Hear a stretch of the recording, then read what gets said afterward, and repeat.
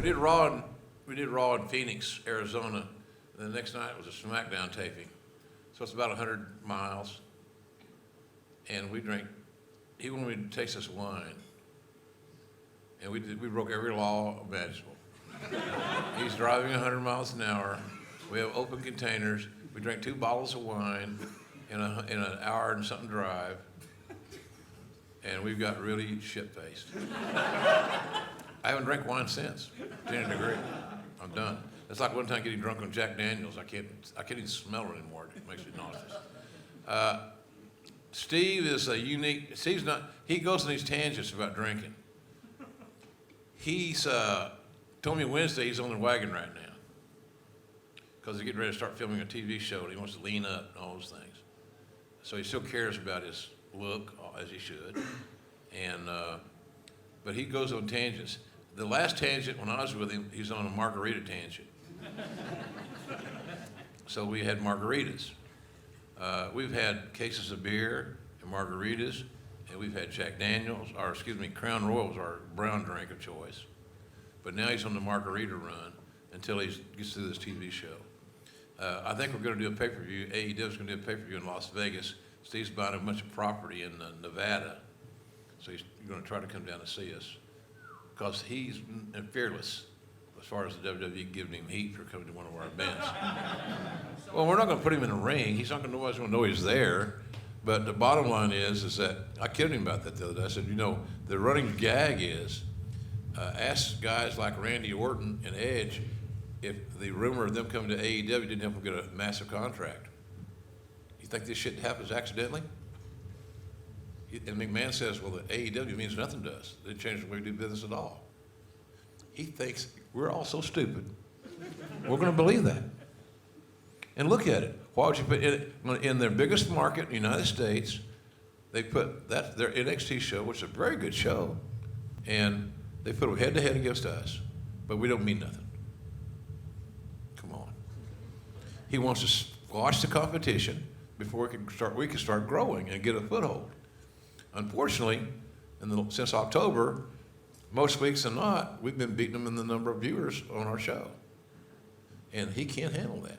And it's just a little bit disconcerting sometimes that he says things that he believes that the wrestling fan is so naive nowadays. You guys got more information. I can promise you, if we had a pop quiz right now on pro wrestling, and I'm allegedly this guy, the voice of wrestling, I'm sure I wouldn't do as well as many of you would, because you're more current, you got more time to study it, you have more inclination to study it, and then some of my misdeeds are amplified, like this one. I called Scorpio Sky Too Cold Scorpio. Well, I'm here to tell me why I did it. I was talking to him earlier today. I said, how'd you get your name? I'm trying to find out more about it. I said, Too Cold Scorpio chair. Remember you guys having WCW? Yeah. So we're thinking about it, and it stuck in my mind. So I go on the air in the heat of battle, adrenaline pumping, again, no net, and I call him Too Cold Scorpio. I got the Scorpio part right.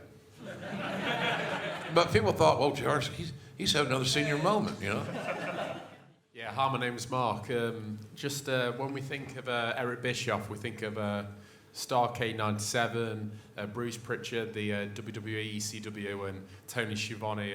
Every week you rip the shit out of all those guys. So, Conrad, which episode for JR are you looking forward to rip him to proverbials? Well, the first time we saw Red Ass JR on the podcast was the Taboo Tuesday episode, and it was taped right after he had been delayed by American Airlines. And that became the new format for me.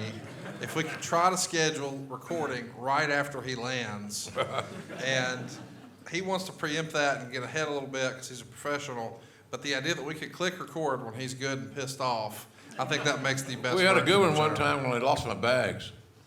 From goddamn Dallas to Oklahoma City. It's a 2-hour car drive. It's a 28-minute flight, and you lost my bag. We think we'll get it to you tomorrow. You think you'll get it to me tomorrow. So I guess airline business sucks. It really does. And sometimes I get a little edgy. I don't have sort of a gotcha moment for Jim because I feel like Jim has not bullshitted the audience. And unfortunately, Bruce feels like he has to defend some WWE bullshit. And I know Eric does. And the reason they do is because it's their idea, right? So when it's your idea, then you feel like you have to defend it because you don't want to admit you're wrong. But JR will just say, oh, that fucking sucked. and that is just refreshing, that honesty. So I think that's one of the reasons our podcast has been so successful, because when you know when you hear something from Jim, it's genuine. I know a lot of the wrestling family. So the family that I can always depend on are you guys, no matter what. So why would I shit on that to tell a story and make myself look better?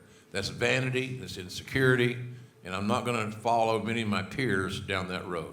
It's just not very flattering. And plus, by lying to you, I got to remember what I told you. Instead of just telling you the truth and going with that, it's much better.